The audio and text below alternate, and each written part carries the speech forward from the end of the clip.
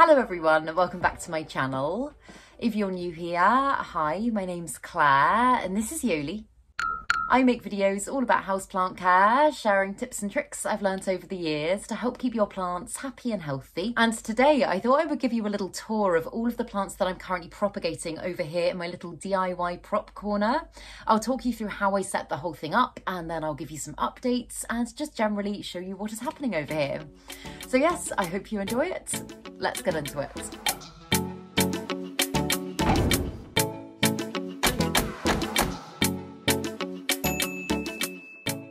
So when I originally set this space up, it wasn't actually going to be for propagation. I was going to just do it for some of my smaller full plants. And I kept it like that for a few weeks and I absolutely loved the look of it. I thought it looked so beautiful. I loved being able to kind of have some light in that area to be able to get some greenery in, because this is a corner that really doesn't get much natural light at all. And before, it just wasn't looking very planty and I wasn't very happy about it. But I had lots of my propagation boxes and stuff just kind of lying about my flat, and after a few weeks I kind of thought to myself it would make sense kind of practically to group them all together. And that's when I just kind of tried experimenting with creating a full propagation area. And now that I've done it, I'm not gonna lie, I think it looks pretty cool. Like, propagation boxes aren't the nicest thing to look at, but when they're all grouped together and they've got all of the lighting needs that they need and they look quite neat, I think it looks pretty awesome. So I'm really happy with how it turned out. And to be honest, the only real thing that I did to convert this, because this is just built-in shelves in my bedroom. Also, you wouldn't have to use built-in shelves if you wanted to create something like this. You could just use standard shelves. But I've just put Amazon, like very cheapy Amazon grow lights, like strip lights running along the top. I haven't wired them particularly well. It's very makeshift, but when I stand up and look at it, you can't tell at all. If I was going to keep it as a grow zone for bigger, fuller plants, like tropical plants, then I would probably include things like a humidifier and stuff like that, just to kind of contain a little bit more humidity in that area.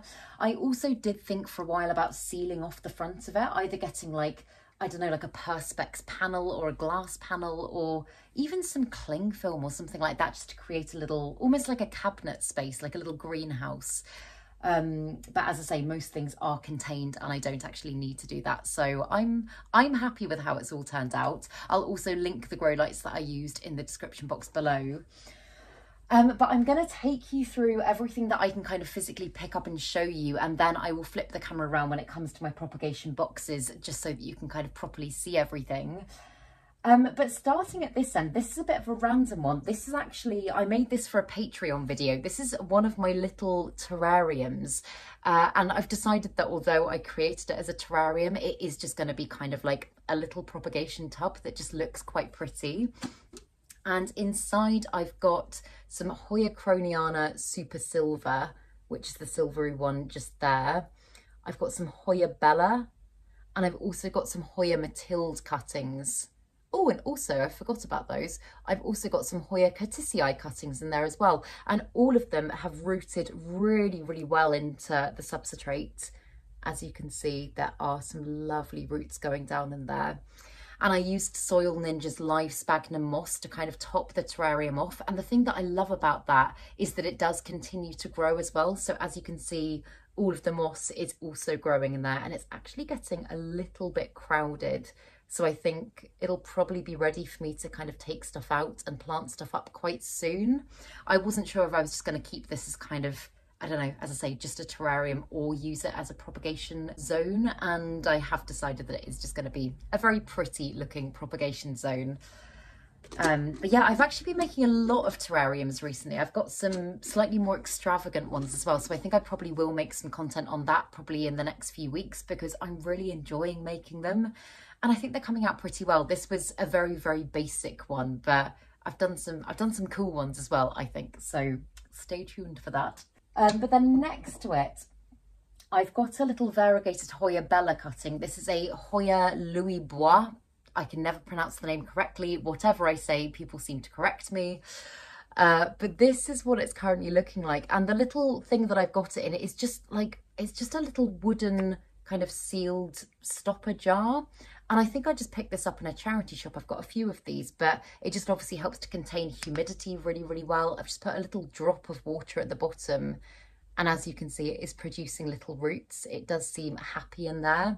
Hoyas do propagate very well in high humidity levels, so I could have just put this into one of my cabinets, but I thought, seeing as I had these jars to hand, I would try it in here, and yeah, it's doing well so far. So I would have thought probably in the next few weeks it would be ready to be potted up, but I'm not too worried about the things in jars like this. They do tend to just kind of like keep fairly well, so it's just doing its thing. It's seeming very happy.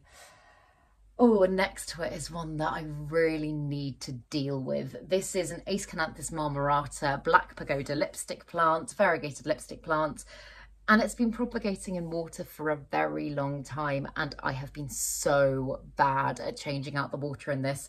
As you can see, it is rooted really well and is definitely ready to be potted, but it's just gone very kind of, not green, but just sludgy and slimy around the bottom, and that is totally on me. That's just me being lazy and not dealing with things when I see them. But I think, as I say, when you're propagating stuff in this way, it does just tend to be fine if you leave it alone and not do anything. So I've just become a little bit complacent with this one, and it does actually look absolutely fine, but if I don't do anything about this, the risk is that it's going to start to rot. So definitely something on my to-do list.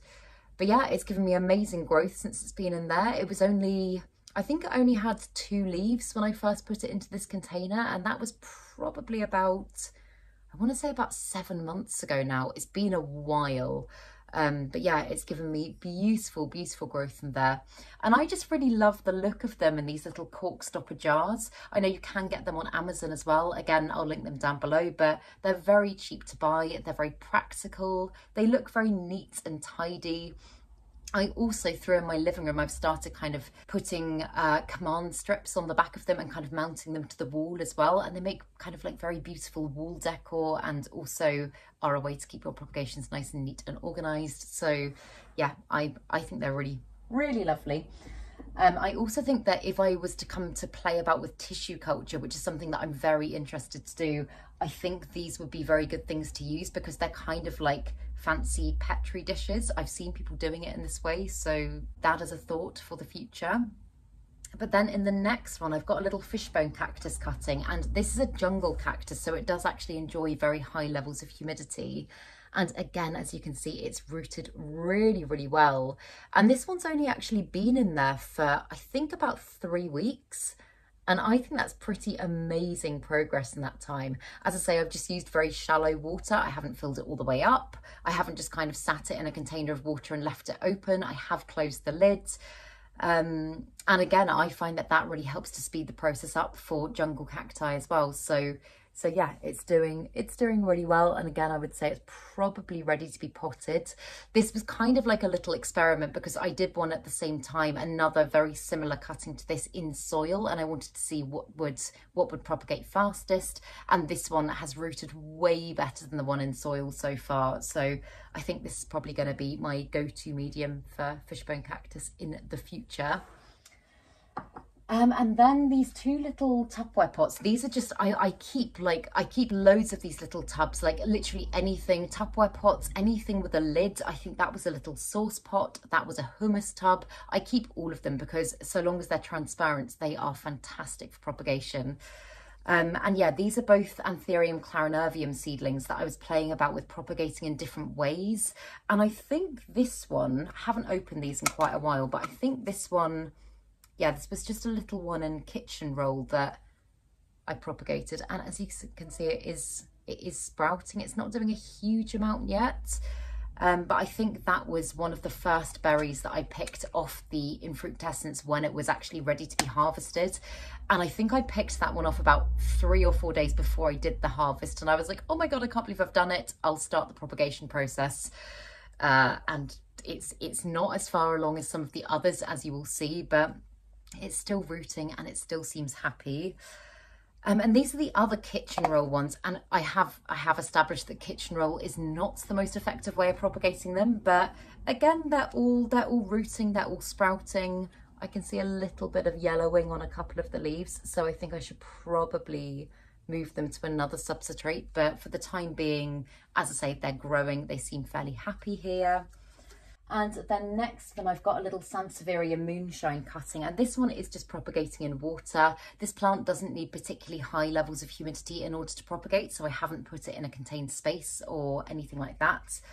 And it has actually got very little roots starting to form on it. It's only been in water for maybe kind of 3 or 4 weeks, and Sansevieria can be quite slow to get going, and it doesn't always work. Like, it is, for such a hardy plant, it can be a little bit of a challenge plant to propagate. I have had them rot before, but this one is starting to root, so I'm just gonna leave it alone to do its thing. Hopefully, I would say hopefully in the next kind of 2 or 3 months it might be ready to be potted, but as I say, it can take a little while. So for now, I'm just leaving it be. I'm not actually changing out its water that much either.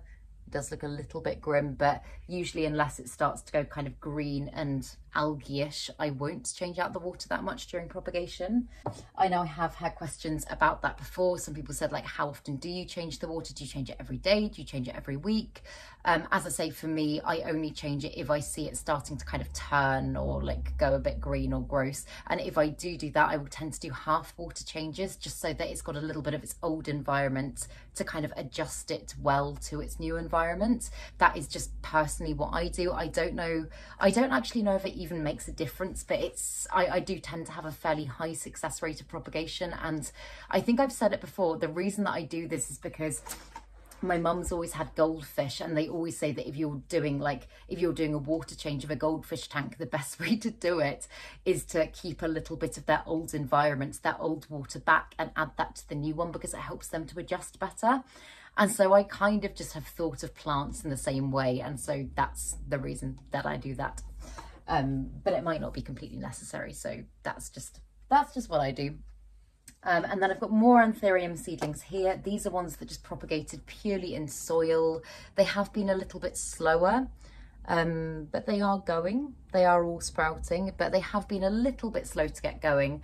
But funnily enough, actually, they do, like, as they're emerging, as they're unfurling, they do look much more kind of sturdy and robust compared to some of my other seedlings. Like, you'll see when we get to the other ones, but the leaves on this one, they just look a lot firmer and fuller, and some of the other ones are a little bit flimsy. So I feel like even though this hasn't been as fast to do stuff, it maybe is kind of setting them up for better things long term. And then I've just got some more Anthurium clarinervium seeds in perlite. I was actually conducting a little experiment to kind of test different substrates, but to also see whether or not the seedlings were going to germinate better in the light or the dark. I did do a full update on this in a video, I think about 2 or 3 weeks ago, I'll link it down below. But kind of looking at whether or not the light or the dark affected germination in this type of plants. And I did find that germinating them in the dark made a huge difference. And again, I will get to those ones and I'll talk you through it when I get to them. But these ones I think were just germinated in normal light, and they are all sprouting, they are all doing stuff, but they're not doing as well as I think they could be compared to some of the other like test groups that I did. But no, they're doing good things for me. And then I've got some little variegated string of pearls here, which I'm just propagating in water. I do tend to propagate them nowadays just straight down into soil, but this plant, it was a little bit of a struggle for a while for me. It had mealybugs really badly. I had to chop the plant right back. I treated a lot of it, and I just wanted to take cuttings of the healthy sections so that I knew that I would be able to save the plant. And I have got some propagating in soil, but these ones are just in water, and they've got really beautiful roots there, and they seem very happy. They look very full, and it does make me confident that I am going to be able to get this plant back, which is really good, because there was a point where I was a little bit worried that I was going to lose it. But yeah, if you just look at those roots, they are amazing, to the point that I would say it's probably ready to be potted up now. But this is an example of a plant that I have propagated in water, and I haven't changed the water in probably about 4 weeks. Nothing's been done, and as you can see, it hasn't gone green. It all looks fine, and so long as it looks fine, I'm just leaving it be. And then just behind here, these are the Anthurium clarinervium seedlings that I germinated in sphagnum moss in normal daylight. So these ones were just germinated in the way that I would usually do. They're doing much better than any other substrate. So I think I've established that moss is the best way to do this. But they are definitely not doing as well as the ones that I germinated in sphagnum moss, but in pure darkness, which I'll show you next. But if you look at the bottom there, you can see they've got a really fantastic root system and they are doing really well. So I think they're probably going to be ready to be potted up quite soon. But yeah, as I say, if I compare them to the other ones that I germinated in sphagnum moss, but these ones were in complete darkness as they germinated, just look at those. They are huge and they look really, really healthy. Again, they've got fantastic roots. And again, I do think they're going to be ready to be potted very soon. I think a lot of them actually could be potted now. So that's another thing to go on my list. But yeah, I was just amazed at how much of a difference lighting made to seed germination. I have obviously heard before that it can do amazing things germinating in the dark. But with Anthurium seedlings, I think maybe because not that many people at the moment are growing them from seeds, you just don't hear that much about it. So it was kind of cool to do a little experiment and play about with what worked and what didn't. But yeah, from now on I will 100% be using sphagnum moss as a propping medium for this plant, and until they start sprouting, keeping them in pure darkness, because it seemed to work very, very well. And then behind them here, these are some ones that I picked up at the plant swap recently. These were actually, they came just as they are in, I'm assuming this is like a drinks container that's just been filled with moss and has some cling film on top. But these were actually on the free table, like people were just giving these away. And it says common wet sticks and philodendron mandayanum chunk. That's a philodendron that I wasn't previously familiar with. I've never owned it before. I've done some Googling and it looks very beautiful. But since I've brought it home, as you can see, things have started to sprout in here. And this is one of the common wet sticks. It's obviously a philodendron. It almost looks a bit like the mycans, but with much lighter leaves. So I'm not yet quite sure what it is. If anybody's got any theories, then please do let me know. But it looks very, very beautiful. And currently I've got a few like very small, oh, in fact, that's so rooted, I was going to take it out and show you. They are definitely rooting in there. But the rest at the moment, apart from that big one there, which is the mandayanum, they're not doing a huge amount. So I'm just going to leave them as they are and see what happens. But yeah, as I say, any theories on what this could be, I'd be very interested to know. But I'm just really excited to continue to watch them grow and see what they do for me, because I love mystery plants and I love not knowing what certain plants are. Like I've got some alocasia corms at the moment that are currently starting to sprout, and again, they were plant swap ones and I don't know what they are yet. So I just find that really, really exciting. But yeah, the cling film obviously just helps to contain the humidity. I've just been filling like a millimetre of water at the bottom as and when the moss needs hydrating, but I haven't had to do that very much. So yeah, they're just doing their thing, seeming very happy here. And behind it, this is very underwatered, and I feel a little bit ashamed to be showing you it in its current state, but this is a philodendron silver sword. As you guys know, I absolutely love the silver sword. It is one of my favourite philodendrons. This is, I think, the number 4 in my collection at the moment. I've got quite a lot of them. But as you can see, it's got great roots, but it is just very dehydrated and its leaves are looking very, very curly. So I'm actually going to keep this out to one side so that I can give it a water after this video. But no, it's doing really well. And I think I probably will be potting this with my big one at some point. I think the main goal is to at some point get them all potted together and get a beautiful big plant going. But for the time being, I've just got lots of them dotted around my flat and I just really like them. I think they're beautiful. I think the bluey silvery colour on their leaves is just so stunning. But yes, that's the only bad thing about having things that require watering right at the back there, is I do forget about them from time to time. So that will have a water after this video. And then I've got a prop box, a little Tupperware prop box up here. And I can't actually remember everything that's in here. So I would call this kind of like a mystery wet stick box. I have a feeling maybe these are Philodendron Brantianum. As you can see, some of them are sprouting, but this is the great thing about propagation books. You can just kind of close them up, forget about them, and then come back to them kind of 4 or 5 months down the line, and they will hopefully, unless it's rotted or anything like that, they will hopefully be sprouted.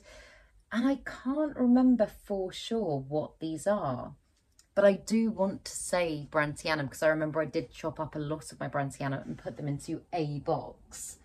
I've just got a lot of boxes here. So that is my guess at the moment, but I'll come back to them in a month or two's time and have a look at them again, and we can go through them again then. But for now, yeah, they're propagating in sphagnum moss. They seem very happy.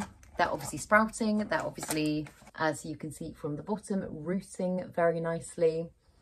But yeah, don't have an accurate idea on them currently.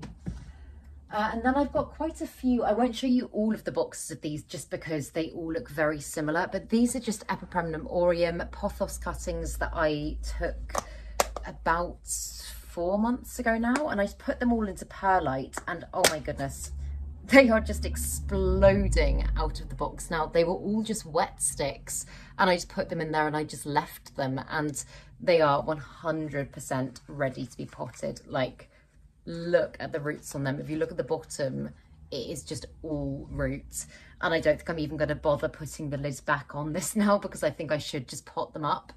But I had a big massive pothos plant when I first moved in here, and it just didn't, it's funny, like pothos are a really, really hardy plant, but it just didn't acclimate well to my new space. I had loads of issues, so I did eventually decide to chop pretty much all of it up. I did take lots of leaf cuttings as well, but most of them, just because the foliage was going a little bit funky, I did decide to take wet stick cuttings, and they've all done really well. As I say, I've got about 4 boxes of these, so my hope is that I can now get a massive, massive plant going and kind of restore my pothos plant that didn't make it. So yeah, but that is what they're all looking like. I'm also aware that as this video continues, my face is getting redder and redder. The sun's just moved around onto this room and it is so warm, and I would open the windows, but I'm right by a road and it's a little bit loud. So that's why I'm looking a little bit rosy. But apart from that, up here I've just got some more Anthurium clarinervium seeds. They are propagating in a different kind of soil mix. This is just Soil Ninja's base mix, and again they're doing really well. Similarly to the last soil ones that I showed you, these ones do feel like they've had a lot more nutrition, which makes sense because obviously sphagnum moss doesn't contain any nutritional value or very little, and these ones have been able to absorb what they would probably absorb naturally if they were to propagate or germinate naturally in the wild. So they're doing really well. They've been quite a lot slower, but it's kind of like slow and steady with these ones. So I'm excited to see what they do. Also for now, won't have to worry about potting them up because they're already in a substrate. So yes, just keeping the lid closed, letting them do their thing. Again, I've got more here, more Anthurium clarinerviums. These are just propagating in kitchen roll. Again, not a huge amount to see, apart from there is some rotting there, so I need to sort that out. But as I say, I have established that kitchen roll is not the best way to propagate these plants.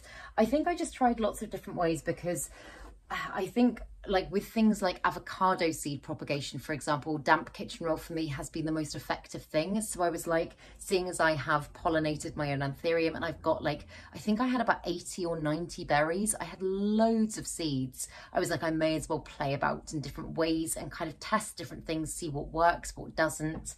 And yeah, I've established that is not the most effective way for that plant. But as I say, they will still definitely be savable. They'll definitely be growable, and I will be able to get some lovely plants from them.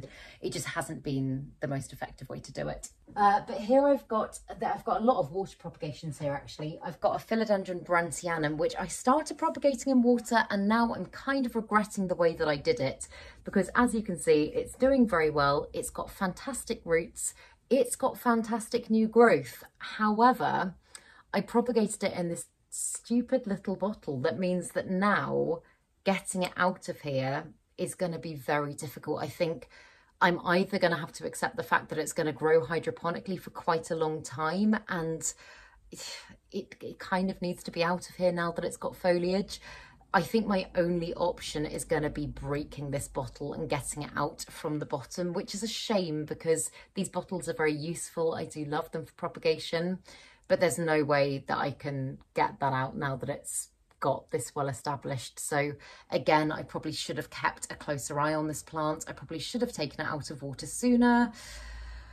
But we are where we are. It looks healthy, it looks happy. It's a beautiful plant. I am just going to have to get my hammer out and do a little bit of smashing.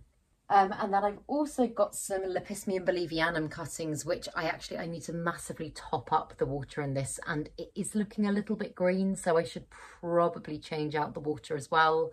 But this is the one that I always know as my head of hair cactus. It is one of my favourite jungle cacti. I absolutely adore it. I love my big mother plant. And this one has just been so ridiculously easy to propagate because even jungle cacti don't enjoy water propagation. And this was just kind of a little bit of an experiment. I just wanted to see what would happen if I did it this way. And as you can see, it's rooted amazingly. And this is probably only about 2 months worth of rootage since I put it in water. But the rest of the plant looks really full, it looks really healthy. And yeah, I don't know if I'm going to start a brand new plant or pot it back up with the mother plant, but I think I'll probably be starting a new plant just because the mother plant is getting pretty huge. But yeah, I think it's pretty much ready to go, but it's doing well. And then I've got a rooted Hoya crinklate cutting, and I'm so glad that I took this cutting and that it's doing well, because if you watched my recent mealybugs video, you'll have seen that my Hoya crinklate mother plant was absolutely riddled with mealybugs. And she's still in recovery. She is bouncing back and she is doing very well, but she is still kind of like teetering on a knife edge. And this section I took a cutting of, I think when I first moved in here, so mealybugs at that point were non-existent on that plant, and I have now got a really healthy cutting of the plant. That means that if for any reason it doesn't go well with my mother plant, I can get this plant back, which is good.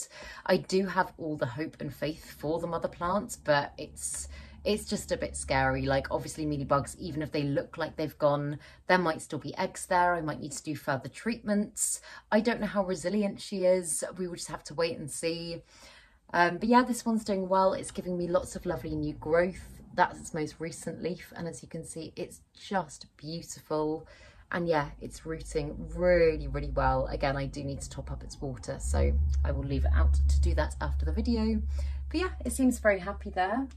So these ones, the first one is another one that needs its water filled up, but this is a Hoya SP Burtonate AF cutting. Again, I've got the mother plant. The mother plant is doing really well. It still seems really healthy. Oh, I thought that was a mealybug for a second, but it's just a mark on the back of the leaf. I'm just terrified about mealybugs now with Hoyas. But no, the mother plant's doing really well. I just kind of wanted to fill the mother plant out a little bit more, so I thought I would take some cuttings, propagate them, and then plant them back in together. And this one's given me amazing roots, and it has also just started to give me some new growth as well, which I'm really excited about. So yeah, I think it'll probably be ready to go back in with the rest of the plant now. I just haven't quite got around to potting it up yet. But it is the most beautiful Hoya. Like, you can't, like, the camera never does things justice, and you can't properly pick it up on camera. But it's got really robust leaves, but they're also really soft and velvety. Like, they're almost like bunny's ears. They just feel so soft, and I just think it's gorgeous. I just think it's so beautiful. So I'm really excited about it. And then I've also got a Maranta lemon lime cutting, and I have got so many Maranta lemon lime cuttings at the moment. I've got them literally dotted all around my house. Again, I chopped up my mother plant a while ago. I'm propagating them in different mediums. And this one I originally propagated in just pure water, and it rooted really well, really quickly. And I've recently put it into pon. It's just in a plastic cup, and I'm just measuring the water reservoir from what I can see at the bottom. And since I have put it into pon, it has given me the most insane amount of growth. Like, I'm pretty sure I showed you this exact plant in a video a couple of weeks ago and it did not look like this. Like, it's giving me a leaf, it feels like every single week at the moment. I don't know if it's quite that quick, but that's how it feels. And yeah, already it's literally just given me that one, and I can see another one is already starting to unfurl. So PON is doing wonders for this plant, and I'm so happy that I made the transfer. And I might transfer the other cuttings to PON as well, to be honest. I haven't decided yet whether or not I'm going to pot them all up together and get a big full plant going, or if I'm just going to keep them dotted about. But I just love the colours of this plant. I love everything about this plant. I think it is just stunning, and I would be more than happy to just have lots of it in my home. So I don't know yet what I'm gonna do, what the grand plan is, but it seems very happy in that spot, and it's propping medium. So for now, it's just doing its thing. It's staying happily there.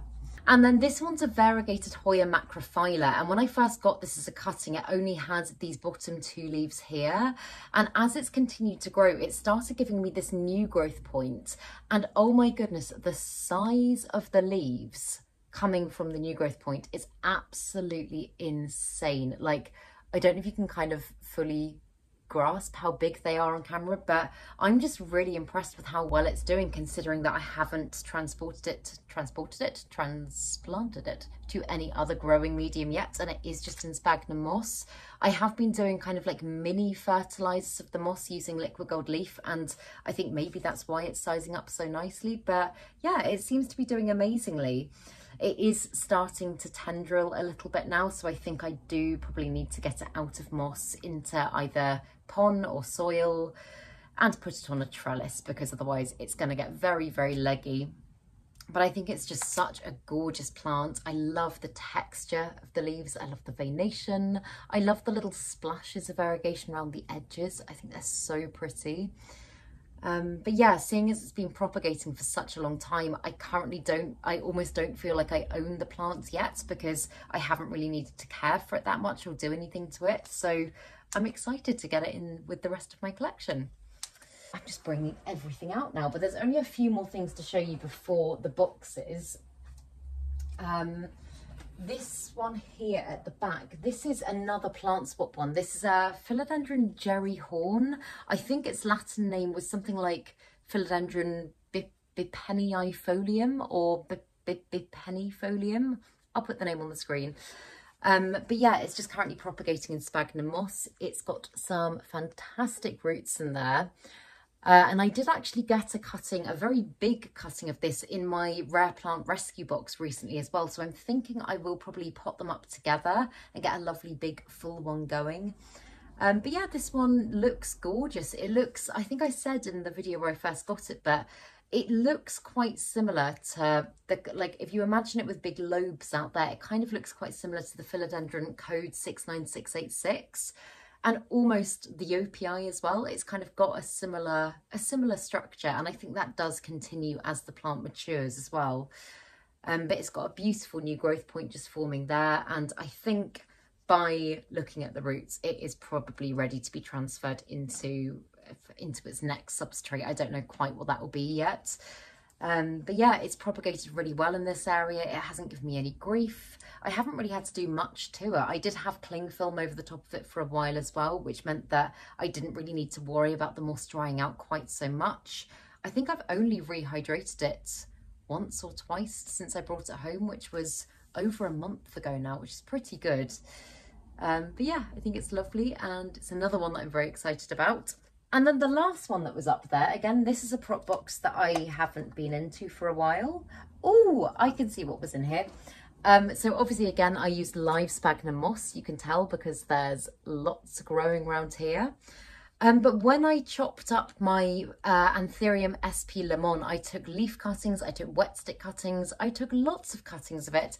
And this was obviously a wet stick, and it sprouted really well, and it's got some very interesting little leaves growing from it. I think this is probably because it's been quite squished against the top of the lid, but just look at that bluey silveriness. This is honestly one of my favourite Anthuriums. It almost doesn't feel like an Anthurium. It's just so gorgeous, and I'm super, super excited about it. And I feel like I've given myself quite a lot of options by propagating it in different ways. So the reason I chopped the plant up is because I felt like I just wasn't quite getting it. Things were always going a little bit wrong, and I feel like now I've given myself a lot of options to be able to try it in different ways and see what works best. So yeah, I think I will probably, if you look at the roots down there, it is rooted really well, probably pot this up in the next week or so, and yeah, see how it goes. Because yeah, I'd really like to pin down this plant a little bit more because it's gorgeous. I felt like I wasn't doing it justice before. I wasn't being the best plant parent I could have been to it. So yes. But I think those are all of the things that are not in my main big prop boxes. So I'm gonna take you off the tripod and I'm gonna take you around and I'm gonna show you everything that is in these. So I've just taken everything off the shelf, and with these two boxes, there's not a huge amount to show as of yet.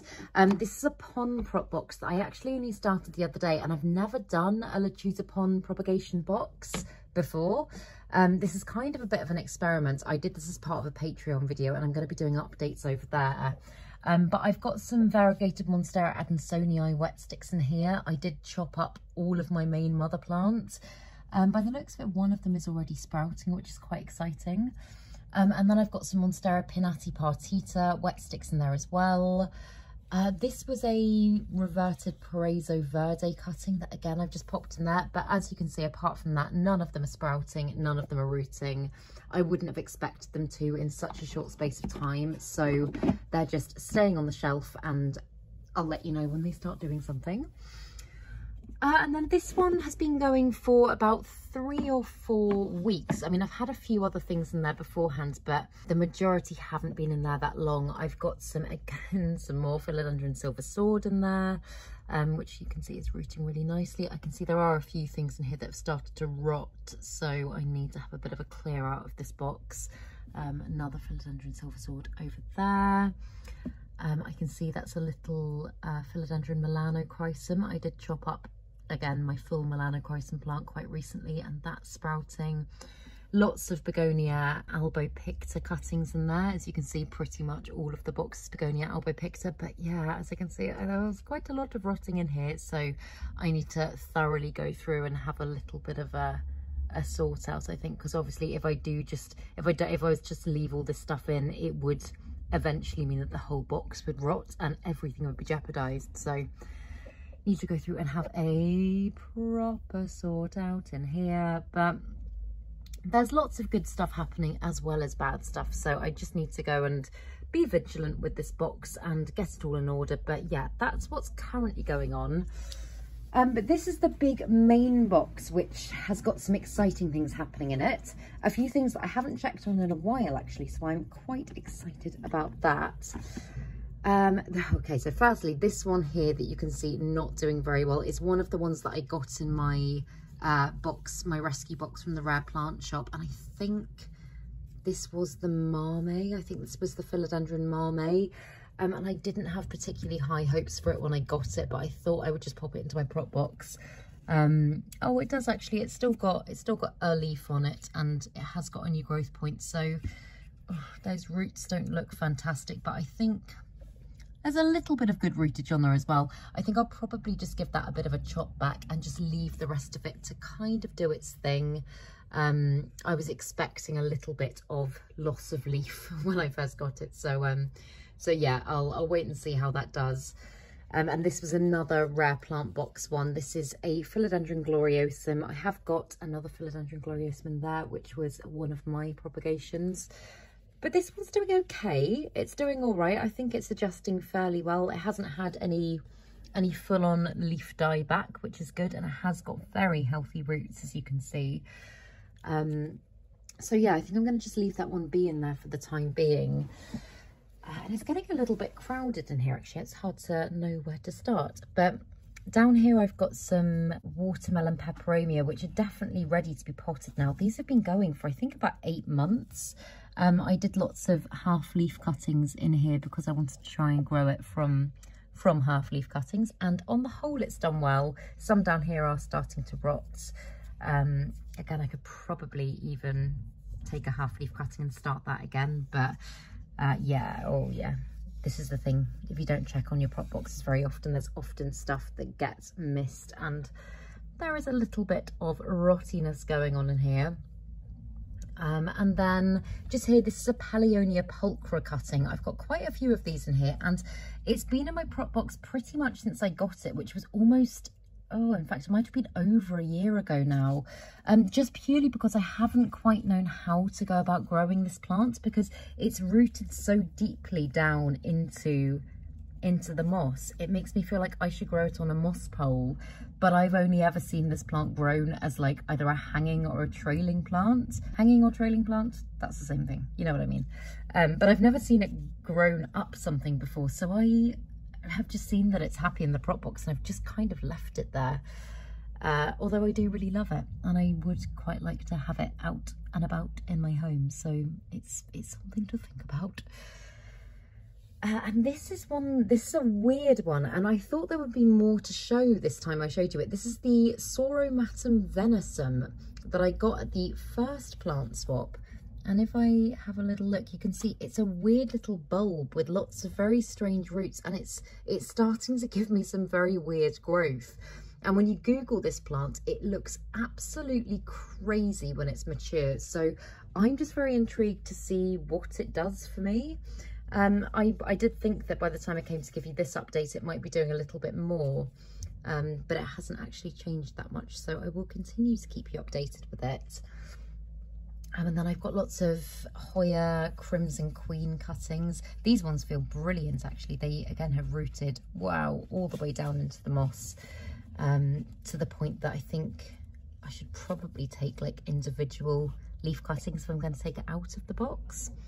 I am actually trying to grow a Hoya. I'm trying to grow my Hoya Wilbur Graves on a moss pole at the moment to see what would happen, because obviously it does get like amazing aerial roots, and in theory you should be able to do it that way, but I know it does like to tendril, so that is just kind of a temporary thing at the moment, just me playing about. And then, yeah, as I already said, I've got some Philodendron gloriosum cuttings from my big plants. These ones have been in the prop box for a while, but do seem to be doing really well. That's the big kind of chunk of them in there. And as you can see, it doesn't look amazing, and I wasn't sure if it was going to do anything. So yeah, I'm happy that it's given me some lovely growth.